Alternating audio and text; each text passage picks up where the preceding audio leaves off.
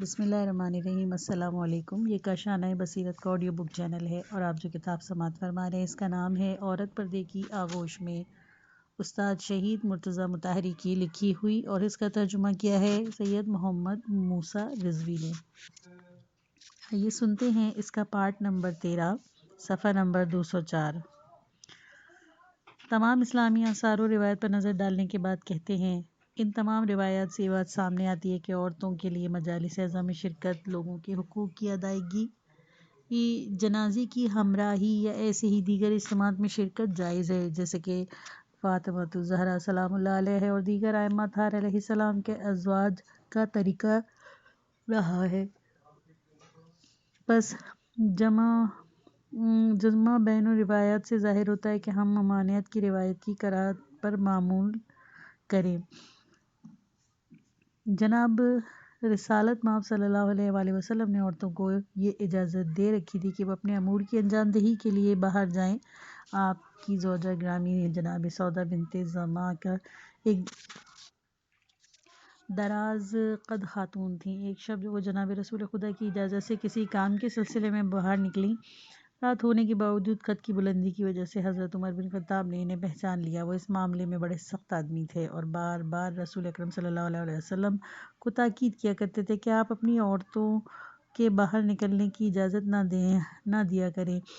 حضرت عمر نے بڑے سخت لہجے میں جناب سودا سے کہا، تم سمجھتی ہو کہ میں نے تمہیں نہیں پہچانا، ایسا نہیں ہے۔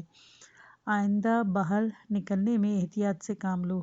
جناب سودا وہیں سے واپس لوٹیں اور رسول خدا صلی اللہ علیہ وآلہ وسلم سے تمام ماجرا کہہ سنایا۔ اس وقت آپ رات کے کھانے میں مصروف تھے اور ایک ہڈی آپ کے دست مبارک میں تھی۔ تھوڑی دیر نہ گزری تھی کہ آپ پر حالت وحی طاری ہو گئی اور آپ نے اپنے حال میں جب واپس لوٹے تو آپ نے فرمایا، یعنی تم عورتوں کو اجازت دی گئی ہے کہ اپنی احتیاج کے تحت گھر سے باہر نکلو۔ ریفرنس نمبر 1، صحیح بخاری جلد 7 صفحہ نمبر 49، جلد 8 صفحہ نمبر 66، صحیح مسلم جلد 7 صفحہ نمبر 6۔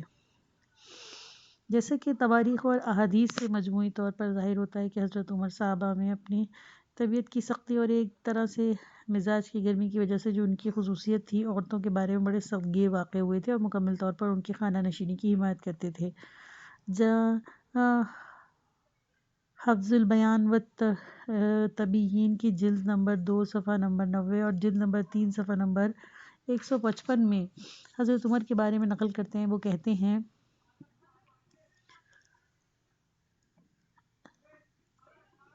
اکثر ولدہم من قول لا فإن نعم لیزرعن علی المسائل، یعنی عورتوں کو زیادہ تر نہیں کہنا چاہیے کیونکہ ہاں ان کی خواہشات کو جرات بخشتا ہے۔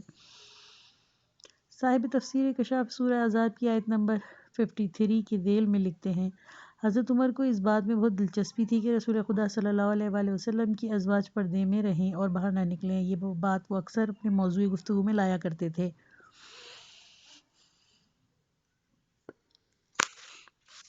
وہ ازواج پیغمبر صلی اللہ علیہ وآلہ وسلم سے کہا کرتے تھے کہ اگر میرے بس میں ہوتا تو کوئی آنکھ تمہیں دیکھ نہیں سکتی تھی۔ ایک دن وہ ازواج رسول خدا صلی اللہ علیہ وآلہ وسلم کی خدمت میں حاضر ہوئے اور کہا کہ آخر تم لوگ دوسری عورتوں سے مختلف ہو جس طرح تمہارے شوہر دوسرے مردوں سے مختلف ہے۔ تمہارے لیے بہتر ہے کہ تم پردے میں رہو۔ رسول اللہ صلی اللہ علیہ وآلہ وسلم کی زوجہ محترمہ جناب زینب نے فرمایا، اے خطاب کے بیٹے، وحی ہمارے گھر اترتی ہے اور تم ہمیں غیرت سکھاتے ہو اور ہمارے لیے تکلیف معین کرتے ہو۔ سنن ابن ماجہ میں ذیل باب ماجہ فی البکاء علی المیت حدیث نمبر 1578 میں آیا، جناب رسالت مآب صلی اللہ علیہ وآلہ وسلم نے ایک ایسے جنازے میں شرکت فرمائی جس میں مرنے والے کی ایک رشتہ دار عورت شریک تھی۔ حضرت عمر نے اس عورت کو بہت ڈانٹ ڈپٹ کی۔ رسول خدا صلی اللہ علیہ وآلہ وسلم نے فرمایا، چھوڑو اے عمر، آنکھیں اشک بار، دل غمداز اور غم تازہ ہے۔ اس وقت اس قسم کے واقعات حضرت عمر کی حالات زندگی میں کثرت سے پائے جاتے ہیں، حتیٰ کہ نقل کرتے ہیں حضرت عمر کی زوجہ جناب عاتکہ کی ہمیشہ مسجد جانے کے سلسلے میں اپنے شوہر سے بات ہوتی تھی۔ حضرت عمر نہیں چاہتے تھے کہ وہ مسجد میں جا کے نماز میں شرکت کرے، لیکن جناب عاتکہ کو اصرار تھا کہ وہ شرکت کرے۔ وہ شوہر کی ممانعت سے روگنو نہیں ہونا چاہتی تھیں۔ حضرت عمر بھی واضح اور صریح طور پر انکار نہیں کرنا چاہتے تھے۔ وہ یہ چاہتے تھے کہ جب وہ جناب عاتکہ کی خواہش کے بارے میں خاموشی اختیار کر لیں، وہ مسجد میں نہ جائیں، اور اس لیے جب وہ اپنی خواہش کا اظہار کرتی تو حضرت عمر خاموش ہو جاتے۔ مگر حضرت عاتکہ کہتی کہ خدا کی قسم جب تک تم اپنے منہ سے واضح طور پر منع نہیں کرو گے میں مسجد جاتی رہوں گی۔ ریفرنس نمبر 1 پردہ مولانا مودودی صفحہ نمبر 318 نقل از موطئ امام مالک۔ صحیح بخاری میں ابن عباس سے منقول ہے کہ آپ نے فرمایا، میری بڑی خواہش ہے کہ مجھے کوئی مناسب موقع ہاتھ آئے اور میں حضرت عمر سے پوچھوں کہ وہ عورتیں کون ہیں جن کے بارے میں قرآن فرماتا ہے۔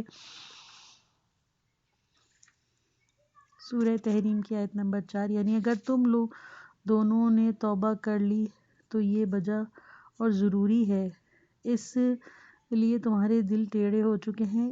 یہ آیت جناب رسالت محمد صلی اللہ علیہ وسلم کی 2 ازواج سے متعلق ہے جن سے آپ نے راز کی بات کی تھی، مگر وہ خطا کی مرتکب ہوئیں اور انہوں نے اسے فاش کر دیا۔ یہاں تک کہ حج کے سفر میں میرا ان کا ساتھ ہوا۔ ایک دن مجھے موقع ہاتھ آیا اور میں نے وضو کا پانی ان کے ہاتھوں پر ڈالتے ہوئے پوچھا، اے امیر المومنین، وہ 2 عورتیں جن کی طرف قرآن میں اشارہ ہوا ہے کہتا ہے کون ہیں وہ؟ حضرت عمر نے کہا، تعجب ہے کہ تم مجھ سے ایسا سوال پوچھتے ہو، وہ عائشہ اور حفصہ ہیں۔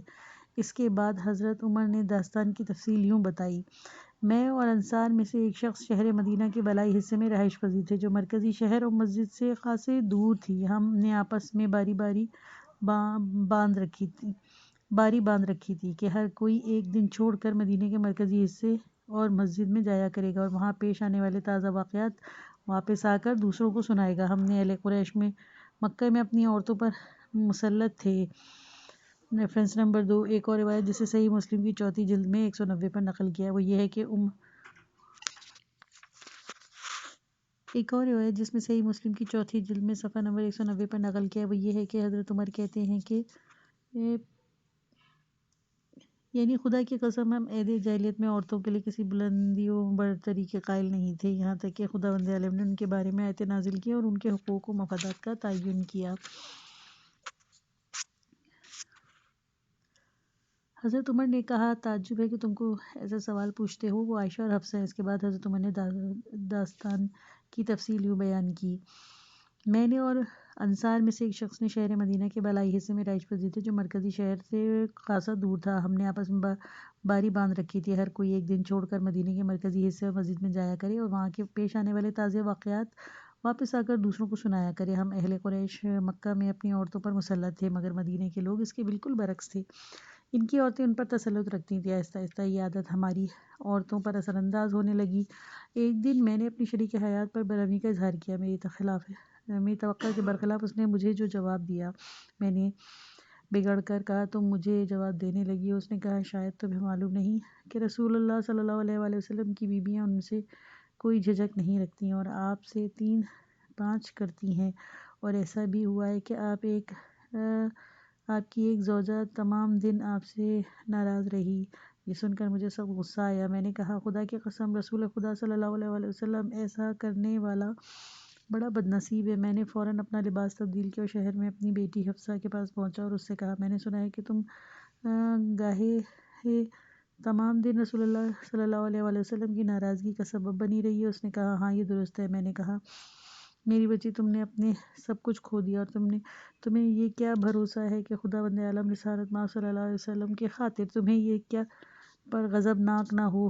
میری بیٹی، میری بات سنو۔ اس کے بعد جناب رسالت محمد صلی اللہ علیہ وآلہ وسلم سے نہ تیزی اختیار کرو اور نہ ہی ان سے آزردہ خاطر رہو۔ تمہیں جس چیز کی ضرورت ہو مجھ سے کہو، اور اگر تم اپنی رقیب عائشہ کو اپنے سے زیادہ خوبصورت پاتی ہو تو اس میں ناراض ہونے کی بات نہیں ہے۔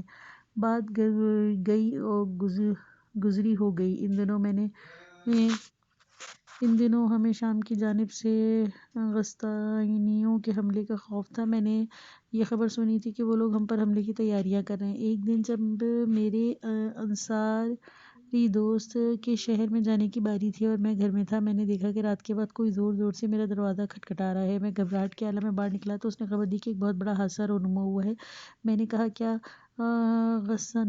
غسانیوں نے حملہ کر دیا؟ اس نے کہا نہیں، اس سے بھی بڑا واقعہ ہوا ہے۔ اس نے جواب دیا کہ رسول اللہ صلی اللہ علیہ وسلم نے اپنی عورتوں سے کنارہ کر لیا ہے۔ میں نے کہا اوف! حفصہ بے آسرا ہو گئی۔ مجھے پہلے ہی اس بات کا خدشہ تھا اور میں نے حفصہ کو خبردار بھی کیا تھا۔ میں نے صبح سویرے لباس تبدیل کیا اور نماز کی ادائیگی کے لیے مسجد روانہ ہوا۔ وہاں رسالت مآب صلی اللہ علیہ وسلم کے ساتھ باجماعت نماز ادا کی۔ حضرت صلی اللہ علیہ وسلم نماز سے فارغ ہو کر اپنے مخصوص کمرے میں داخل ہوئے اور سب سے کنارہ کر لیا۔ میں حفصہ سے ملنے گیا، وہ ایک گوشے میں بیٹھی رو رہی تھی۔ میں نے کہا تم کیوں رو رہی ہو؟ کیا میں نے تمہیں سے نہیں کہا تھا کہ تم پیغمبر صلی اللہ علیہ وآلہ وسلم کو اس قدر نہ ستایا کرو؟ اچھا بتاؤ کیا ہوا؟ انہوں نے تمہیں طلاق دے دی ہے؟ اس نے کہا مجھے نہیں معلوم، میں بس یہ جانتی ہوں انہوں نے ہم سب سے کنارہ کر لیا ہے۔ میں مسجد میں جناب رسالت مآب صلی اللہ علیہ وآلہ وسلم کے ممبر کے قریب پہنچا۔ میں نے دیکھا کہ کچھ لوگ ممبر کے گرد جمع ہو کر رو رہے ہیں۔ میں نے کچھ دیر ان کے پاس بیٹھا رہا، لیکن چونکہ مجھے بڑی بے چینی ہو رہی تھی اس لیے جناب رسالت مآب صلی اللہ علیہ وآلہ وسلم کے غرفے کی سمت گیا۔ دروازے پر ایک حبشی غلام بیٹھا ہوا تھا۔ میں نے کہا اسے جاؤ کہہ دو، اس سے کہا کہ جاؤ اور جا کر رسالت مآب صلی اللہ علیہ وسلم سے کہو کہ عمر اندر آنے کی اجازت چاہتا ہے۔ غلام گیا اور اس نے واپس آ کر کہا کہ میں نے اطلاع پہنچائی مگر حضور نے سکوت اختیار کیا ہوا۔ یہ سن کر میں نے ممبر کے گرد جمع ہونے والے لوگوں میں واپس لوٹا اور کچھ دیر وہاں گزاری مگر مجھ سے رہا نہ گیا اور پھر میں واپس آ کر دربان سے ملاقات کی اجازت چاہی۔ وہ اندر گیا اور لوٹ کر پھر اس نے اجازت طلب کی مگر پیغمبر اکرم صلی اللہ علیہ وآلہ وسلم نے جواب نہیں دیا۔ میں تیسری مرتبہ ممبر کے گرد جمع ہونے والے لوگوں کے درمیان پہنچا۔ حضرت صلی اللہ علیہ وسلم کی ناراضگی کی بنا پر فکر مند تھے، لیکن پھر مجھ سے بیٹھا نہ گیا۔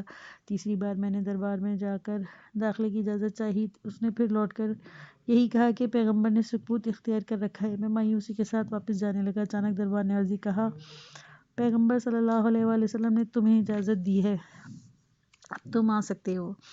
جب میں اندر داخل ہوا تو میں نے دیکھا جناب رسالت مآب صلی اللہ علیہ وآلہ وسلم پہلو کے بل ریت پر لیٹے ہوئے ہیں۔ آپ کے سرانے کھجور کی چھال کا تکیہ تھا اور آپ کے بدن پر کنکریوں کے نشانات پڑ گئے تھے۔ میں نے سلام کیا اور کھڑے ہو کر عرض کی اے اللہ کے رسول صلی اللہ علیہ وسلم، سننے میں آیا آپ نے اپنی ازواج کو طلاق دے دی ہے، کیا یہ سچ ہے؟ آپ نے فرمایا نہیں۔ میں نے کہا اللہ اکبر اور کھڑے کھڑے گفتگو شروع کی۔ میں چاہتا تھا کہ دل لگی کا کوئی رستہ کھل جائے۔ میں نے کہا کہ ہم قریش کے لوگ جب تک مکہ میں تھے اپنی عورتوں پر مسلط تھے، اب ہم اس شہر میں آ گئے ہیں اور بدبختی سے یہاں کی عورتیں مردوں پر مسلط ہیں۔ جناب رسالت مآب صلی اللہ علیہ وآلہ وسلم نے یہ سن کر تبسم فرمایا۔ میں نے اپنی بات جاری رکھی اور کہا میں نے پہلے ہی اپنی بیٹی حفصہ کو کہہ دیا تھا کہ اگر تم عائشہ سے زیادہ خوبصورت اور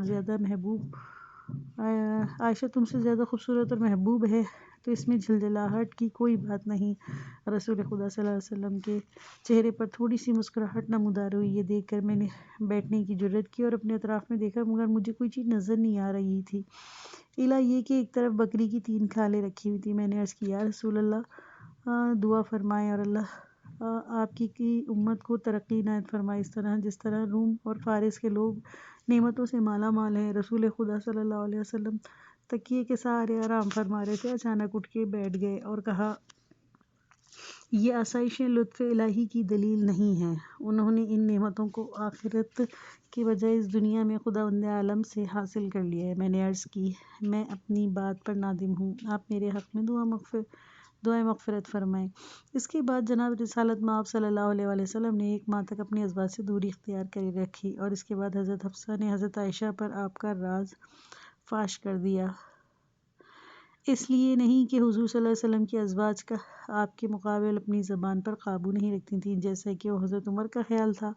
1 ماہ بعد آپ نے اپنی ازواج سے رجوع فرمایا۔ اس وقت تخیر کی آیت نازل ہو چکی تھی جس میں کہا گیا تھا اگر ازواج رسول اللہ صلی اللہ علیہ وآلہ وسلم میں سے کوئی اپنی ازواجی زندگی سے ناخوش ہے تو پیغمبر صلی اللہ علیہ وسلم کو چاہیے کہ وہ نہایت خوش اسلوبی سے بھاری مالی امداد کے ساتھ اسے اپنے امر میں آزاد کر دے، جہاں تک کہ وہ چاہے جہاں چاہے چلی جائے اور جس سے چاہے زندگی کا بندھن جوڑ لے، اور جو اس سادہ زندگی کے ساتھ پیغمبر صلی اللہ علیہ وسلم سے نباہ کرنا چاہتی ہے اس کے ساتھ ازواج قائم رکھ سکتی ہے۔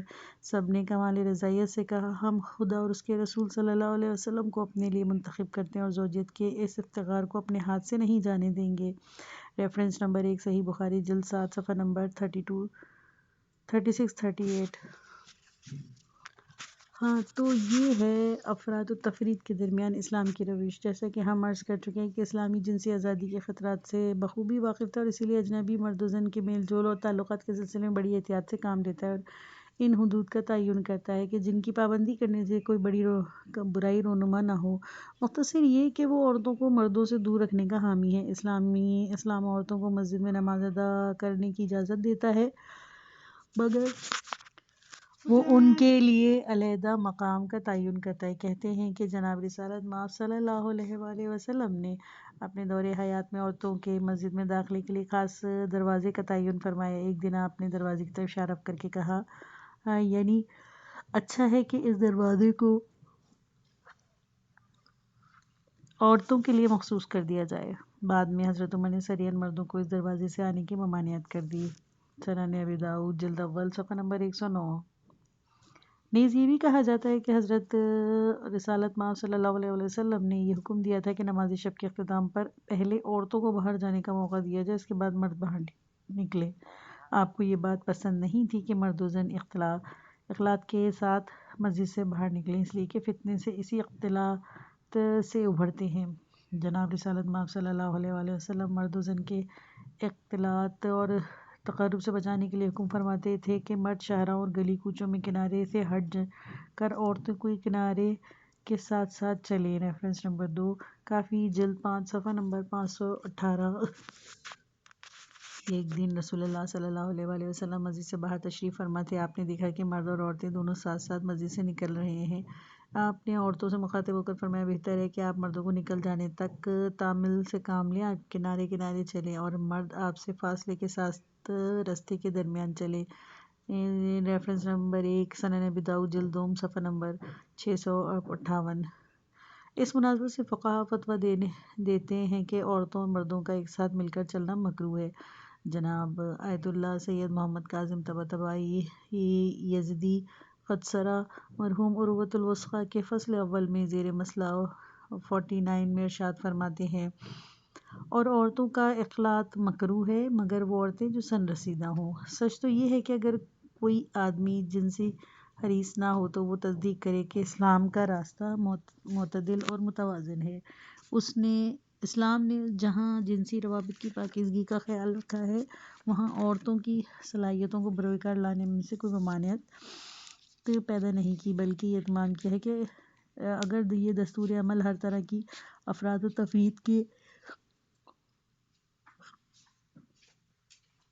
بغیر بروئے کار آئے تو انسان کی آسودگی کی نعمت سے مالا مال ہوگا۔ اس کے لیے خانگی روابط میں مضبوطی اور خلوص پیدا ہوگا، مرد و زن کو اپنی کوششیں بروئے کار لانے کے لیے ایک صحیح ماحول ملے گا۔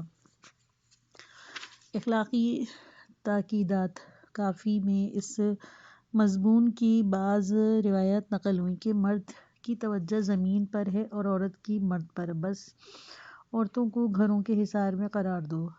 خود صاحب کافی کا خیال ہے کہ اس سے مراد یہ ہے کہ لڑکیوں کو جس قدر ہو سکے حصار ازواج میں قرار دو، لیکن کچھ اور ایسی روایتیں ہیں جو کہ عورتوں کے بارے میں مردوں پر اخلاقی تاکید میں شمار ہوتی ہیں۔ وہ عورتوں اور مردوں کے باہمی تعلقات کے خطرات کو ظاہر کرتی ہیں۔ صاحب وسائل اور ان روایات کو استحباب پر معمور کیا گیا۔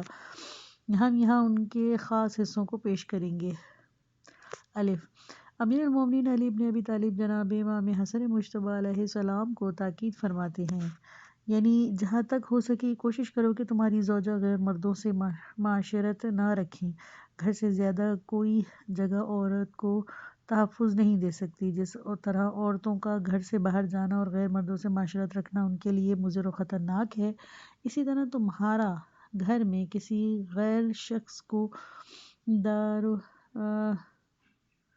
کو وارد کرنا، اس کے ساتھ اپنی زوجہ کو نشست و برخاست کی اجازت دینا بھی خطرے سے خالی نہیں ہے۔ اگر یہ ہو سکے کہ وہ تمہاری سوا کسی اور شخص کو نہ جانے تو یہ زیادہ بہتر ہوگا۔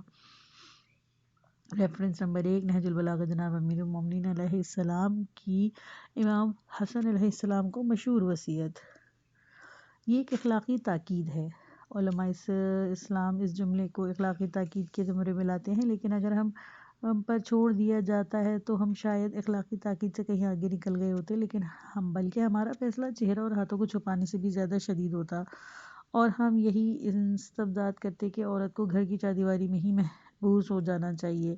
تاہم فقہا نے اس مضمون کی تعبیر میں ایسے فتوے اس لیے نہیں دیا کہ آیت اور روایت اور سیرت معصومین علیہ السلام سے متعلق قطعی دلائل ان تعبیرات کے خلاف ہیں، اور اسی لیے انہیں اخلاقی تعبیرات میں شمار کیا گیا اور فقہ سے ان کی وابستگی نہیں رکھی گئی۔ اسی طرح کے مضامین سے فقہا نے جو استبداد کیا وہ یہ ہے کہ ایسی گفتگو دراصل دو مخالف جنسوں کے درمیان نفسیاتی رد عمل کو ظاہر کرنے کے لیے ہوتی ہے، اور اس میں شک نہیں کہ یہ ایک حقیقت کو پیش کرتی ہے کہ اجنبی مرد و زن ایک دوسرے سے رابطہ قطعی طور پر خطرناک ہے، اور یہ وہ چکنی مٹی ہے جس پر بڑے بڑے ہاتھی پھسل جایا کرتے ہیں۔ کم از کم اخلاقی امر کے طور پر تو اسلام جس بات کی تاکید کرتا ہے وہ یہ ہے کہ جہاں تک ہو سکے مدنی اجتماع غیر مختلط ہو۔ آج کا معاشرہ مختلط اجتماعات کی مضرتوں کو اپنی آنکھوں سے دیکھ رہا ہے۔ کیا یہ ضروری ہے کہ عورتیں مردوں کے دوش بدوش رہ کر اپنے کاموں کو انجام دیں؟ اگر وہ دو علیحدہ حصوں میں اپنی سرگرمی کو جاری رکھیں تو اس میں کوئی حرج یا رکاوٹ پیدا ہو جائے گی؟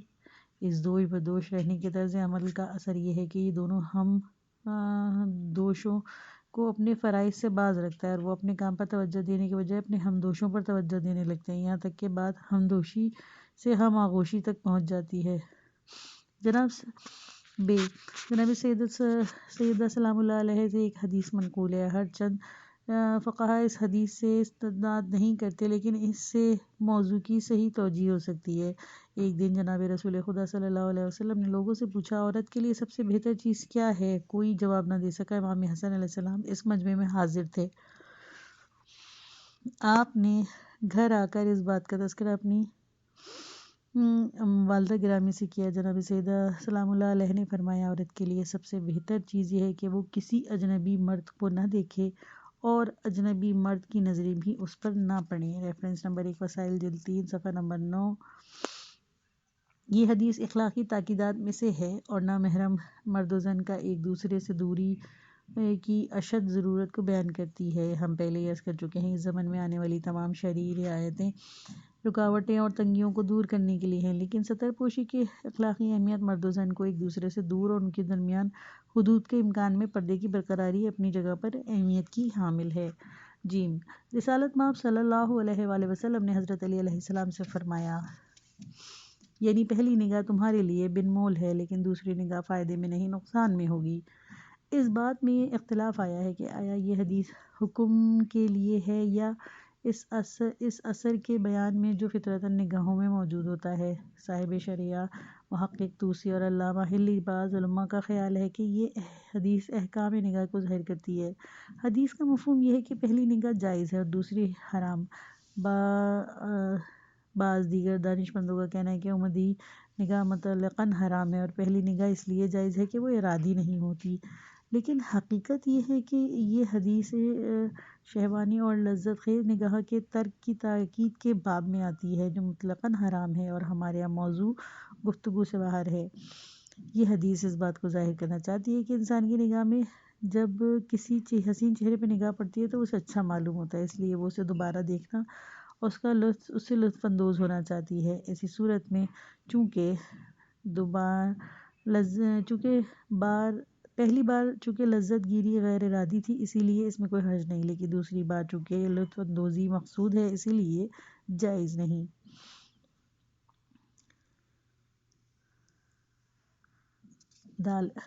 حضرت امام جعفر صادق علیہ السلام ارشاد فرماتے ہیں، وسائل جلد 3، صفحہ نمبر 24، یعنی نگاہ لذت گیر شیطان کے زہر آلودہ تیروں میں سے ایک تیر ہے۔ کتنی ہی ایسی نگاہیں ہیں جو اپنے ساتھ حسرت اور تعسف لاتی ہیں۔ ایک اور حدیث میں ہے یعنی لذت کوش نگاہ ان دو آنکھوں کا زنا ہے۔ کافی جلد 5 صفحہ نمبر 559 اور وسائل جلد 3 صفحہ نمبر 24۔ ان دونوں احادیث کا تعلق بھی شہوت آلودہ نگاہوں سے ہے اور ممکن ہے کہ بنائے احتیاط یہ ایک اخلاقی تاکید ہو، نہ پابندی نہ آزادی۔ مجموعی طور پر جو کچھ بیان ہوا ہے اس سے معلوم ہوتا ہے کہ اسلام نہ تو عورت کو گھر کی چار دیواری میں قید کرنے کی اس روش کا نام ہے جسے مخالفین نے اسلام پر الزام دھرنے، اور نہ ہی ایسی بے لگام ہے کہ جسے آج کل کی دنیا نے اپنا رکھا ہے اور اس میں مذموم نتائج سامنے آ رہے ہیں۔ ہماری مراد محفلوں میں مرد و زن کے باہمی اختلاط سے ہے۔ عورت کو مکمل طور پر گھر کی چار دیواری میں مقید کرنا ایک طرح کی سزا تھی جسے عارضی طور پر بدکار عورتوں پر لاگو کیا گیا تھا۔ سورہ نساء آیت نمبر 15۔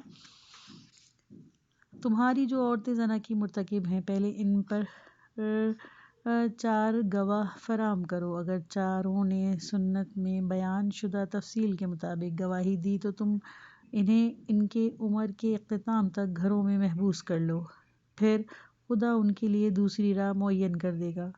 مفسرین کا کہنا ہے کہ دوسری راہ سے مراد اس بات کی طرف اشارہ ہے کہ یہ حکم عارضی اور آگے چل کر دوسرا حکم ان کے لیے آئے گا، اور دوسرا حکم سورہ نور کی دوسری آیت ہے جو زانی اور زانیہ کو سزا کو معین کرتی ہے۔ مراد یہ ہے کہ اسلام محض مرد و زن کے بے قید اختلاط کا مخالف ہے، نہ اس بات کا کہ عورت محافل میں شرکت نہ کرے خواہ اس نے پردے کی پوری رعایت کا خیال کیوں نہ رکھا ہو۔ اسلام کا کہنا یہ ہے کہ نہ علیحدگی نہ یکجائی بلکہ پردہ۔ جناب رسالت مآب صلی اللہ علیہ وسلم کے زمانے سے مسلمانوں کی روش یہی رہی ہے کہ عورتوں کو مجلس و محافل میں شرکت سے نہیں روکا جاتا، تاہم پردے کی رعایت پر ہمیشہ ملحوظ خاطر رہی ہے۔ مسجد ہو یا محفل، یہاں تک کہ کوچہ بازار میں بھی عورت کبھی مرد کے ساتھ ملحق نہیں رہی۔ بعض مشاہد مشرفہ کی طرح جو ہمارے زمانے میں غیر معمولی ازدحام کے حامل ہیں، ایسے اجتماع میں مرد و زن کی باہمی شرکت شرع اسلام کی مرضی کے خلاف ہے۔ فتاویٰ، یہاں تک کہ پردے اور نگاہ کرنے کی حدود سے متعلق دلائل نیز عورتوں اور مردوں کے مجموعی روابط کے بارے میں کتاب و سنت کے احکام ظاہر ہوئے ہیں جو چہرے اور پونچھوں کے عدم ستر کے وجوب کو ثابت کرتے ہیں۔ اس کے علاوہ یہ نگاہوں کو بھی جائز قرار دیتے ہیں جو لذت گیر کے لیے نہ ہوں۔ اب ہمیں اس بات میں فتاویٰ کی تلاش ہے۔ ہر شخص یہ جانتا ہے کہ علماء اسلام نے صدر اول سے آج تک ان دونوں اہم مسائل کے باب میں کس طرح کے فتوے دیے۔ سب سے پہلے یہ دیکھنا کہ چہرہ اور کلائیوں تک ہاتھوں کو چھپانے کے سلسلے میں فقہاء اسلام کا کیا نظریہ ہے، اور اس کے بعد ان پر نگاہ کرنے کے بارے میں ان کی رائے دریافت کرنا۔ اس موضوع پر شیعہ سنی علماء میں کوئی اختلاف نہیں ہے کہ چہرے اور کلائیوں تک دونوں ہاتھوں کو چھپانا واجب نہیں ہے۔ البتہ اہل تسنن کے علماء میں صرف ایک عالم ابو بکر بن عبد الرحمن بن ہشام کو اس نظریے سے اختلاف ہے۔ چہرے کے بارے میں کسی قسم کا اختلاف نہیں، تاہم بعض علماء نے کلائیوں تک دونوں ہاتھوں یا پنڈلیوں تک دونوں پیروں کے بارے میں اختلاف کیا ہے کہ آیا ان کا شمار استثناء میں ہوتا ہے یا نہیں۔ فقہی مسائل میں غالباً بہت کم ایسے مسئلے ہیں جن کو شیعہ سنی علماء کے درمیان اس طرح کا اتفاق رائے پایا جاتا ہو۔ اس ضمن میں علماء کے اقوال و نقل اور پیشتر 2 باتوں کا تذکرہ بھی ضروری ہے۔ ایک یہ کہ عورت اپنے بدن کو پوری طرح ڈھانپنے کا مسئلہ میں فقہاء 2 مقامات کا تعین کرتے ہیں۔ ایک وقت نماز، کیونکہ نماز میں عورت پر لازم ہے کہ وہ اپنے تمام بدن کو ڈھانپے خواہ وہاں کوئی نامحرم ہو یا نہ ہو۔ یہاں یہ سوال پیدا ہوتا ہے کہ چہرہ اور کلائیوں تک دونوں ہاتھوں کو بھی نماز میں چھپانا چاہیے یا نہیں۔ دوسرے، نکاح کے باب میں لڑکا کس حد تک اپنی پسندیدہ لڑکی کو دیکھ سکتا ہے۔ یہاں بھی عام طور پر اپنے آپ کو چھپانے یا نظر کے جواز میں عدم جواز کے بارے میں ایک مکمل بحث کی جاتی ہے۔